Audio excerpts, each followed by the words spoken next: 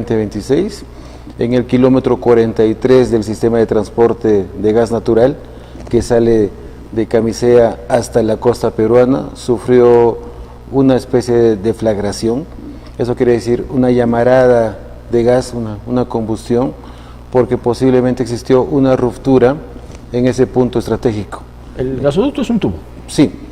El sistema grande, pero... El sistema de transporte consiste en dos tuberías. Okay. Un gasoducto que transporta el gas natural seco, que es metano y etano, y un poliducto que transporta los líquidos del gas natural, que son propano y butano. Ambos salen de una planta de separación criogénica ubicada en las Malvinas, a casi 200 metros sobre el nivel del mar, y atraviesa ciertos recorridos para llegar a dos puntos estratégicos. El poliducto llega hasta Pisco, donde existe una gran planta de fraccionamiento.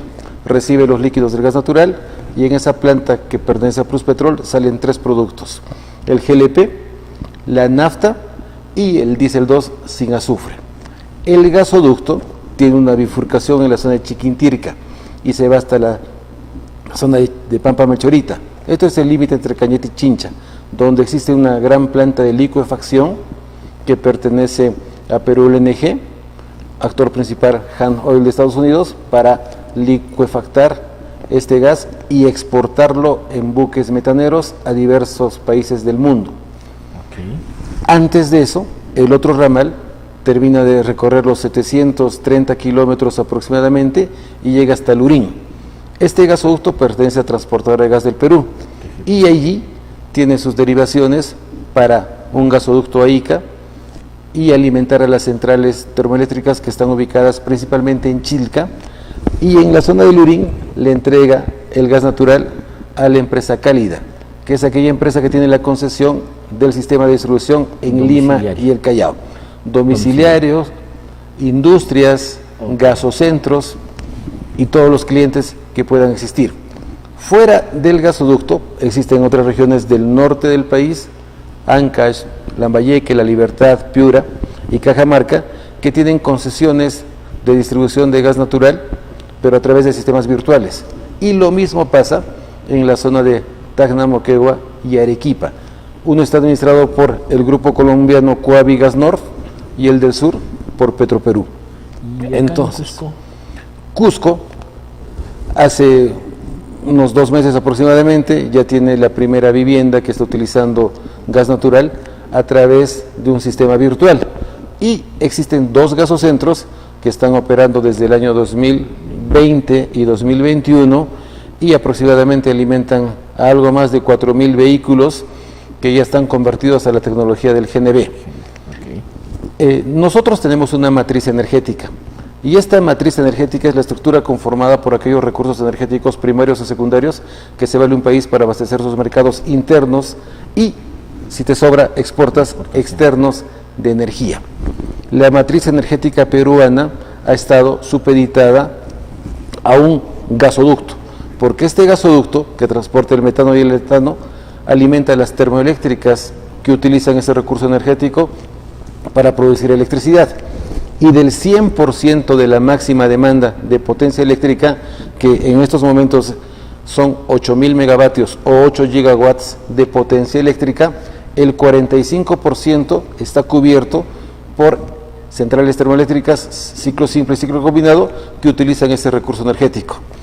Y que cuando hubo esta ruptura, automáticamente la empresa Transportadora de Gas del Perú, quien tiene la concesión de este sistema de transporte, tuvo que aplicar sus aspectos y normas de seguridad y cerrar la válvula en ese punto, tanto del poliducto como el gasoducto. Y entonces ha empezado a racionar el consumo de gas a través de esos sectores. El sector eléctrico se quedó prácticamente en cero. El gas natural vehicular, que alimenta 350.000 autos convertidos a dicha tecnología del GNV, dejaron de utilizar dicho recurso.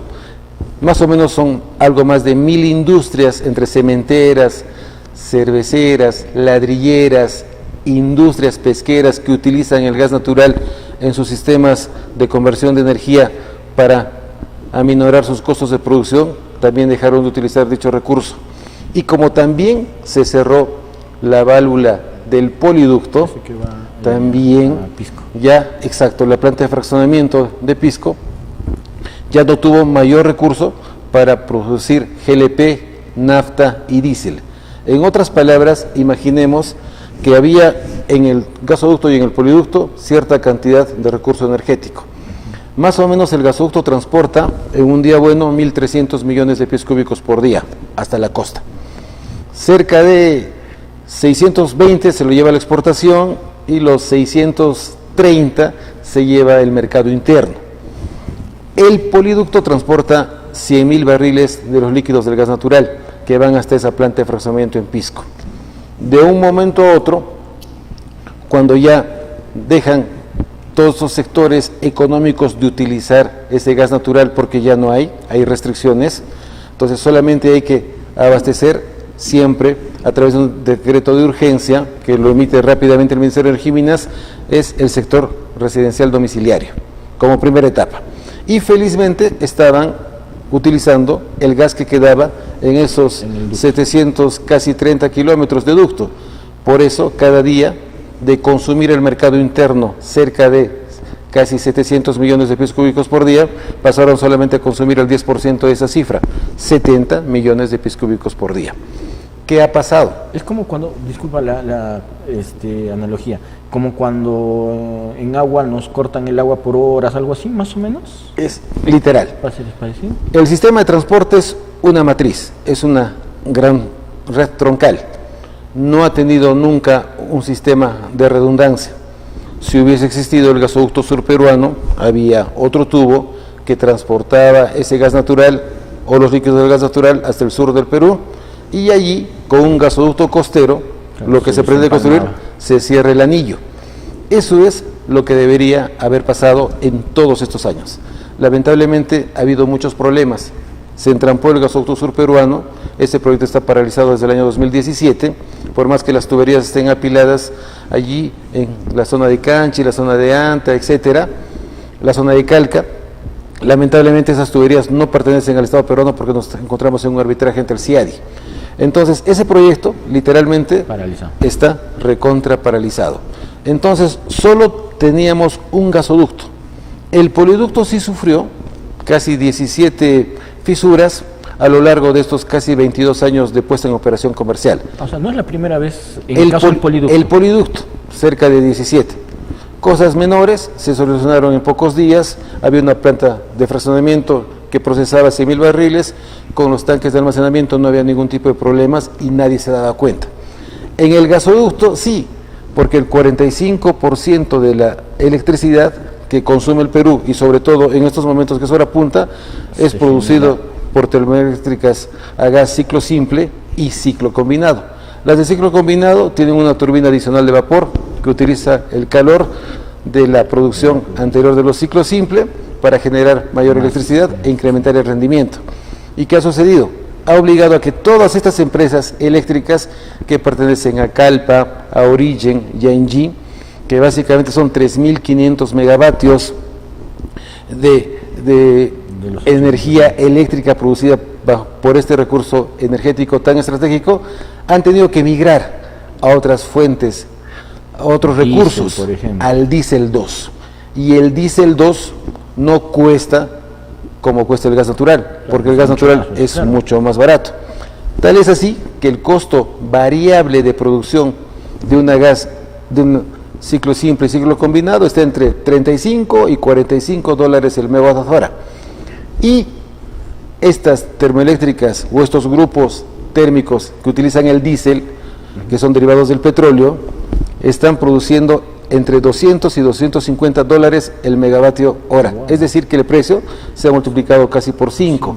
Y tenemos la mala suerte que también hace casi un par de semanas empezó la guerra Irán, Israel, Estados Unidos, donde Irán produce cerca de 4 millones de barriles de petróleo por día, y el precio en Europa hoy día llegó a los 100 dólares el barril. Y el precio del WTI, del crudo que se maneja en Texas, en Estados Unidos, ha llegado a los 90 dólares el barril. Entonces, ¿qué ha pasado en estos días? Los 350.000 vehículos convertidos y que utilizan GNV al no tener GNB por estas restricciones, porque siempre han tenido que migrar hacia utilizar la gasolina. Origen, ¿no? La gasolina. Sí, y la gasolina es el derivado del petróleo. Y el Perú no produce gasolina. Nosotros como país consumimos cerca de 300.000 barriles de hidrocarburos líquidos. 300.000. De esa cantidad, casi 70.000 son barriles de gasolina, otros 70.000 de GLP, casi 150.000 de diésel, y lo otro es residual, turbo, etcétera.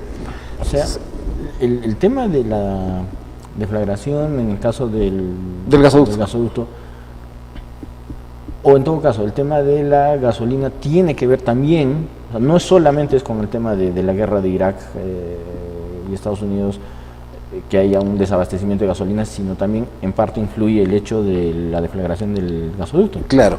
El problema que existe hoy día, en estos días en Irán, no nos está afectando directamente a nosotros, porque somos América. Sí, Europa, por eso que el petróleo allí, el crudo Brent, está cotizando los $100 el barril. Pero ¿qué ha pasado? Los 350.000 clientes diarios de gas natural vehicular han tenido que migrar a la gasolina. Y al migrar a la gasolina han hecho que la demanda de ese recurso estratégico se incremente. Y al nosotros no tener esa cantidad de combustible, han empezado a incrementarse los precios. Por ejemplo, hoy día un galón de la gasolina premium está cerca de 20 soles. Un barril son 42 galones, son 840 soles. Y llevado a precios en barril, estamos hablando de más de $200 el barril. O sea, lo que normalmente costaba $190 el barril, ahora está llegando a los $240. Se ha incrementado fuertemente.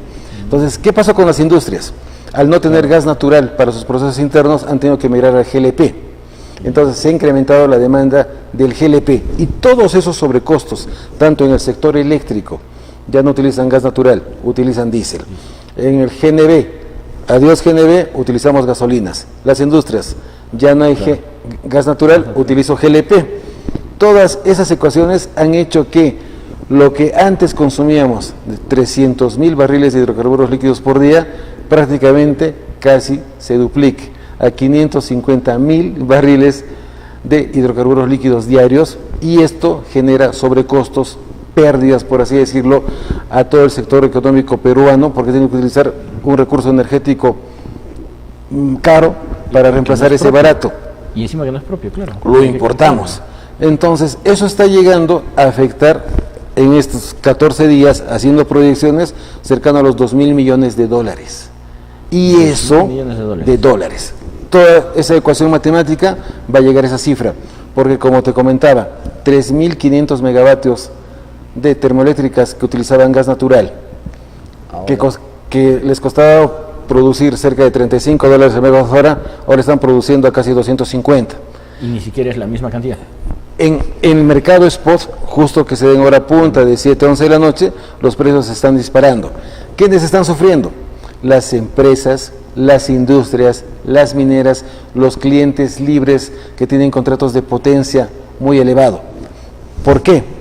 Porque ellos tienen que seguir operando sus procesos internos para realizar sus flujos de exportación diario, quincenal, mensual. Entonces, eso ha demostrado que el Perú, lamentablemente, tenía un déficit, y siempre lo dijimos nosotros. Si el gasoducto de Camisea estornudaba, al Perú le daba como país pulmonía. Eso lo dijimos siempre, por no existir, lamentablemente, un sistema redundante. Pero un sistema redundante no es que exista otro tubo al costado, porque eso sería económicamente inviable cuando se hacen los proyectos de este tipo. Demasiado, creo, hacer el otro ducto, porque tengo entendido, había un proyecto de Shell todavía, que iban a haber 2 ductos. Una suerte de repuesto, de contingencia. En el año 84 se descubre Camisea, la empresa Shell, la holandesa, presenta su proyecto. Y su proyecto incluía un gasoducto para Brasil, un gasoducto para Bolivia, un gasoducto para Chile, un gasoducto que iba a Cusco y otro gasoducto que iba a la costa, para el gas natural y los líquidos de gas natural. Lamentablemente no se puso de acuerdo con los gobiernos de turno en los 80s, en los 90s, y ganó el consorcio Camisea. Y el consorcio Camisea ganó una licitación. ¿Para qué? construir una planta separación criogénica y extraer ese gas natural, procesarlo. Transportadora de Gas del Perú ganó el concurso para construir el sistema de transporte, los dos tubos, gasoducto, poliducto, con sus válvulas, estaciones de compresión, estaciones de bombeo, etcétera. Y la empresa Cálida ganó la concesión para distribuir el gas natural en Lima y Callao. Posteriormente, todo el Perú. ¿Cuántas viviendas existen conectadas en Lima a este sistema de transporte de red de ductos en baja presión? 2.100.000 aproximadamente. Justo eso quería llegar. De los más afectados obviamente es Lima. Sí, claro que sí. Porque incluso hay temas se ha visto el tema de que se haga un trabajo remoto, de que no vayan a sus domicilios. De los 300.000, más de 300.000 vehículos que estás mencionando en Cusco, solo tenemos máximo 4.000. Viviendas que consumen gas tenemos una. Sí, menos de 5 por ahora, y ojalá que crezcan. No, claro, pero o sea, en realidad, digamos, per se, por el tema del ducto, Cusco no se está viendo todavía afectado. No, se está afectando. O sea, sí. En sí todo el Perú, lamentablemente. Todo el Perú. Tema tarifario eléctrico. Imagínate las dos minas que existen acá. Antapacaya en Espinar, Constancia en Chumbivilcas. O sea, básicamente ellos deben requerir más o menos unos 200 megavatios de potencia eléctrica en contratos de potencia firme. Quizás sus contratos eran con estas termoeléctricas que utilizaban el gas natural, probablemente. Entonces, ellos están siendo afectados. Luego, tenemos aquí, sí, entre 4.000 y 5.000, en el mejor de los casos, vehículos que están convertidos a dicha tecnología. Existen unas colas largas, sí, pero la suerte de estos dos gasocentros es que utilizan el sistema de transporte virtual. Viene un tráiler que transporta el gas natural liquefactado, que viene de sí. No, gas natural liquefactado, sí, que viene desde Pampa Melchorita, lo que se exporta en buques, y están vendiendo a más o menos 2 soles 40 el metro cúbico. O sea, básicamente lo multiplicas eso por 3 y estamos llegando a un ahorro muy significativo del 60% versus la gasolina. Entonces, no hay viviendas que están utilizando, no hay más de 5 viviendas que están utilizando gas natural, pero también es un sistema de transporte virtual.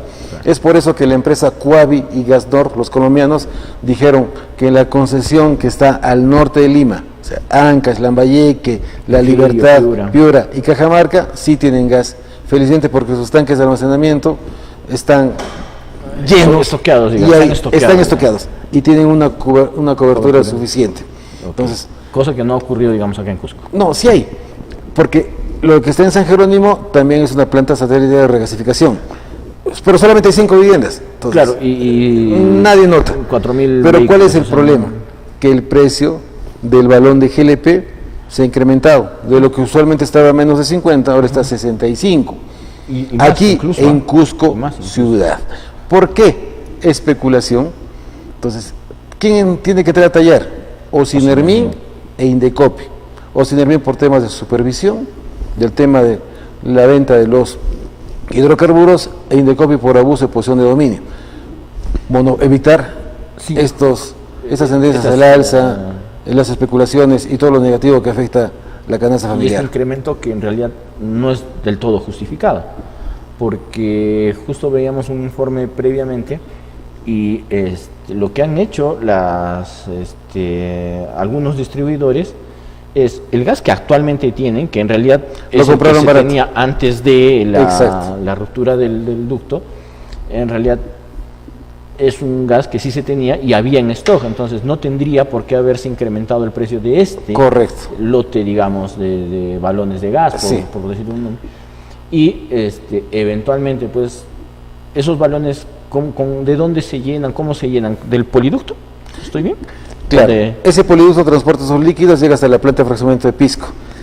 Pisco produce GLP, nafta y diésel, pero el GLP regresa o por barco, que va hasta el puerto de Matarani, y de ahí se distribuye a ciertas regiones del sur del Perú, o también por ruta a través de Pisco, que va a Pisco, Ayacucho, Abancay, y llega obviamente a nosotros llegan los baloncitos. Sí, los baloncitos, porque también hay estaciones como Yamagas, Limagas, otras plantas, etcétera, donde llega la cisterna a granel y ahí envasan los baloncitos de 10 kilos. O sea, en teoría, sí es factible que haya un incremento en el gas, pero no debiera ser tanto. ¿Debo entender algo así? Bueno, en el tema eléctrico, obligados. Claro, no, en el tema No ha habido racionamientos de electricidad, felizmente, pero lamentablemente los Claro. precios se han disparado tanto. Por No el va a material. atacarnos a nosotros que somos los usuarios residenciales porque somos clientes regulados y esa tarifa sale a través de unos No se cálculos toca. que los emite Ocinarmin porque es un servicio público. ¿Quiénes sufren? Los industriales, las mineras, los grandes consumidores, los clientes libres que tienen contratos indexados al precio del Directamente mercado con- spot, claro. con el productor. ¿Quiénes sufren? Los usuarios, los dueños de los taxis que han sido convertidos a través de diversos bonos, sistema de bono del gas natural vehicular, etcétera. Que Es son por eso 300.000 a nivel 350.000 a nivel nacional. Es por eso que el Estado peruano ha emitido un decreto el día de ayer indicando que van a dar un bono para que estos señores que hayan convertido sus vehículos dejen de pagar la cuota correspondiente durante 2 meses. También les van a dar otro bono de 30 soles adicionales para el tema del GLP, lo que se conoce como el Vale FICE, y ciertas otras actividades para que pueda reducir este impacto. Tú lo indicaste, tratar de fortalecer el trabajo remoto como en época de pandemia significa que ya no vayan los alumnos a los colegios y no van a utilizar los sistemas de transporte, porque lamentablemente existen sistemas de transporte que solamente utilizan GNB, no tienen sistema dual, caso del metropolitano, Claro. y esos sistemas de transporte público necesariamente deben ser prioridad. Entonces hay que cuidar básicamente el poco recurso energético que tenemos para evitar que esta demanda se siga disparando. Lo positivo de todo esto es que ya lograron llegar hace unos días los helicópteros llevando las tuberías y todos los equipos al kilómetro 43, que está ubicado en la zona de Megantoni, y ya, según TGP, ha informado que los avances para la recuperación y solucionar este problema físico ya está en un 48%. Eso, entre comillas, es lo positivo, y se espera que para el próximo sábado, cuando se cumplan los 14 días, ya esté la situación controlada por el bien del Perú. ¿Qué es lo que realmente ha ocurrido? Según los comunicados de Transportadora de Gas del Perú de TGP, han indicado que en el kilómetro 43 hubo una deflagración, que se dio cuenta el equipo de supervisión de dicha empresa, porque ellos tienen contratistas que están haciendo la inspección continua en la traza del ducto. Recordemos que prácticamente en casi 22 años nunca hubo ese tipo de problemas en el gasoducto. Entonces, Ocinarmin ya ha entrado a tallar, ellos son los reguladores que tienen que ver aspectos de seguridad, OEFA en temas ambientales para ver si ha habido contaminación, etcétera. Lo positivo de esto es que el día de ayer ya informaron que estaba en un 48% de avance el tema de la recuperación. Pero antes de eso, ¿qué ha pasado? ¿Se ha roto el tubo? No se sabe. Están en Exacto, investigación. está en investigación. Ok. Es por eso que solamente la empresa informó que hubo la deflagración. Es básicamente lo que nos has explicado. Sí, ¿no? acto número uno es... Salió el gas y una chispa y incendiado. Eso sí se vio incluso, ¿no? Acto, en los videos. Ajá. Acto número uno, soldar las tuberías. Primero ha sido controlar el fuego. Después de controlar el fuego, es intentar soldar o cambiar las tuberías. Por eso han enviado tuberías a través de helicópteros de TGP, helicópteros de Plus Petrol, de Repsol, hasta de repente hasta de la Fuerza Armada, que han intervenido para ayudar a este tema. No obstante, comentar que dichas tuberías miden entre 10 y 12 metros de largo, son 32 pulgadas, casi 90 centímetros de diámetro, y esto pesa entre 4 y 6 toneladas aproximadamente. Y el único acceso vía aérea. Claro, no. Entonces, cuando ayer indicaron que estaba en un 48% de avance de recuperación de los dichos trabajos, eso es completamente positivo, y esperemos que todo esté completado con las pruebas respectivas el próximo sábado. Dijeron y se cumplen los 14 días. Estamos dentro del plazo. Sí, ojalá que sí, por el bien de todo el Perú. Ahora, no ha sido, se entiende, un evento natural, no ha habido un deslizamiento, no ha habido un sismo, no ha habido un huaico, por así decirlo, pero hay que recordar que han pasado casi 22 años de la operatividad de estos tubos. ¿Podríamos decir que es un tema de vida útil, podría ser? La vida útil no, porque la concesión es por 30 años y estos se amplían de 10 en 10 hasta 60, o sea, y la tubería es de acero y posee siempre garantizar normas internacionales en la época de su construcción. No, posiblemente ha podido existir deslizamientos internos en estos 21 años de operación, que ha podido pasar algo y que se haya quizás fracturado, fisurado, roto, y basta que salga un poco de combustible al sentir un poco de calor de los grupos electrógenos, porque esta era una zona de válvulas donde existen estaciones de medición que funcionan con electricidad, se generó la chispa y obviamente esta deflagración. Entonces, esperemos que esto se solucione dentro de los 14 días para que el Perú se recupere económicamente. Una vez solucionado, retorna todo a la normalidad, es decir, lo que me has explicado, por ejemplo, de que las termoeléctricas regresan al consumo de gas, bajan sus precios y en teoría deberíamos retornar a la normalidad. En una forma gradual. Recordemos lo siguiente, la tubería tenía una cierta cantidad de gas natural en esos 700, casi 30 kilómetros. Se ha estado utilizando entre 70 y 80 millones de pies cúbicos por día del gasoducto, se ha gastado o se va a agotar para el día sábado. Entonces, el tiempo que llegue del punto otra vez, porque tiene 43, que volver a abrir la válvula. Exacto, y llenarse el tubo hasta que llegue en su recorrido, quizás probablemente un par de días, aprox. Entonces, ojalá que esté dentro de los parámetros previstos para que se solucione todo progresivamente. Siempre cuidando el tema de la predominancia de importancia, primero los residenciales, hospitales, industrias y obviamente las termoeléctricas que están requiriendo este importante recurso energético. Pero ¿qué hay que ver a futuro? ¿Qué es lo que debe hacer el Perú?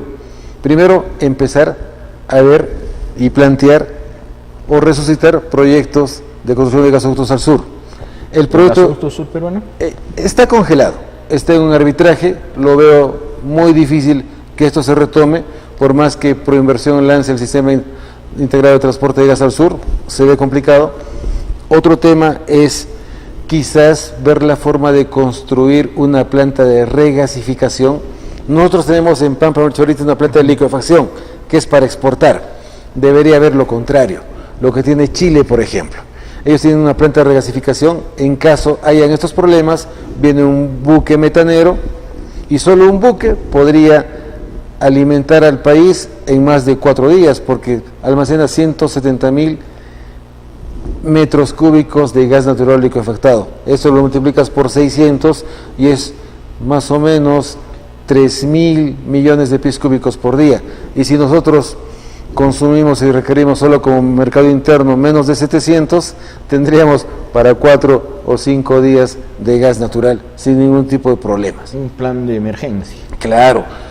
Recordemos las leyes que se hicieron todavía en el 2011, que hablaban de la seguridad energética, el nodo energético del sur, etcétera. Vean sistemas de redundancia. Iván, te voy a sacar del tema un poco, pero es más, se me vino a la mente un tema que no lo habíamos conversado previamente, pero hace tiempo lo hemos manifestado, lo hemos conversado.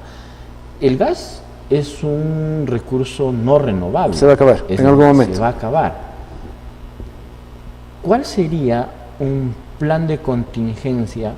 Ahorita ya nos han jalado de las orejas, la naturaleza nos ha jalado de las orejas, no tenemos un plan de contingencia. De aquí a no sé cuánto tiempo pueda durar el gas, 30 años, 40 años, no lo sé. Hemos tenido la gran suerte de que este evento recontra negativo haya pasado en época de lluvias. Felizmente. Al estar en época de lluvias, las hidroeléctricas que existen en todo el Perú están operando sobre el 90% de su factor de planta. Felizmente. Imaginemos que esto hubiese pasado en junio, julio o agosto, en época de secas, complicado. Allí, de repente, hubiésemos sufrido cortes y racionamientos como en los años 80. Felizmente, no ha pasado eso.